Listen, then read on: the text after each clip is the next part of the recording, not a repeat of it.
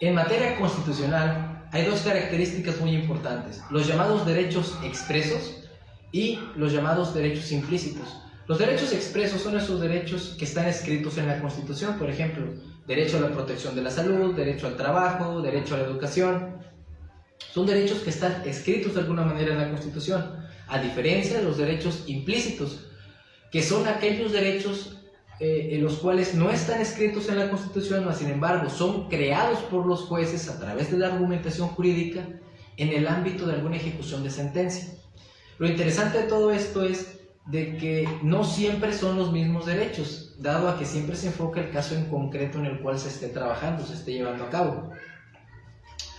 Un ejemplo de esto pudiera ser el libre desarrollo de la personalidad, que es un derecho que no está en la Constitución, que más sin embargo fue creado a través de la argumentación jurídica y que ha sido de mucha importancia y relevancia para nuestro máximo tribunal de la República. Un derecho muy novedoso. Pero tanto los derechos expresos como los derechos implícitos tienen fuentes de donde son tomados estos tipos de derechos.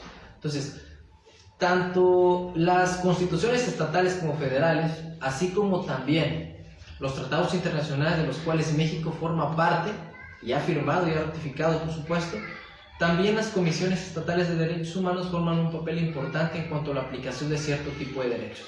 En algún momento se debatía sobre si las personas morales eran titulares de derecho, o titulares de algún derecho, dado a que después de la reforma del 2011 entran ciertos principios constitucionales. Por ejemplo, en el artículo primero se menciona sobre el principio pro persona y la interpretación conforme.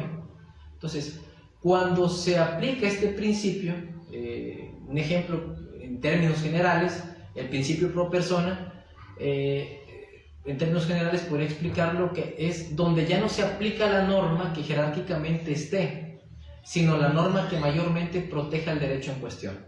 Este sería, en términos generales, algo lo que significa el principio pro persona.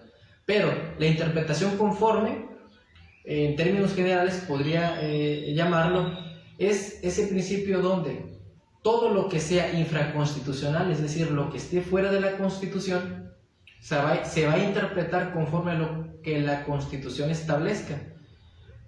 Algún dato jurídico que sea en contra de la Constitución, pues debería de ser anulado. Esto es enfocado a lo que nos menciona la interpretación conforme, plasmado en el artículo primero constitucional. Así se daba lugar en ese aspecto. Estos principios daban lugar a que las personas morales tuvieran cierto tipo de derechos o fueran titulares de derechos. Por ejemplo, el derecho a la propiedad privada, el derecho a la inviolabilidad del domicilio, etcétera, etcétera. Eran derechos que daban lugar cuando se aplicaba este principio. Pero México tiene tratados internacionales firmados y ratificados. Por ejemplo, la Corte Interamericana estipula en uno de sus artículos que solamente eran titulares de derechos las personas físicas, más no las morales. Entonces, era algo contradictorio a lo que el sistema constitucional de nuestro país estaba llevando a cabo, en beneficio de las personas o los titulares de cierto tipo de derechos, obviamente. Pero la Convención Americana de Derechos Humanos, su artículo 29, establecía o establece que todos los países que formen parte de la Convención pudieran dar un argumento en cuanto a la ampliación de cierto tipo de derechos, pero siempre y cuando se iba a dar ese argumento de manera interna, es decir, dentro de cada país. Y ese artículo de la Convención daba lugar a lo que estipula el principio pro persona, plasmado en el artículo primero constitucional, sobre si las personas morales pudieran ser titulares de derecho o no titulares de derecho. Entonces, en algún momento se llegó a pensar sobre la interpretación de cierto tipo de derechos, dado a que en el artículo primero constitucional se habla sobre que todas las autoridades tienen la obligación de promover, respetar, proteger, garantizar los derechos humanos que están en la Constitución. Pero también es cierto de que somos un país federalista.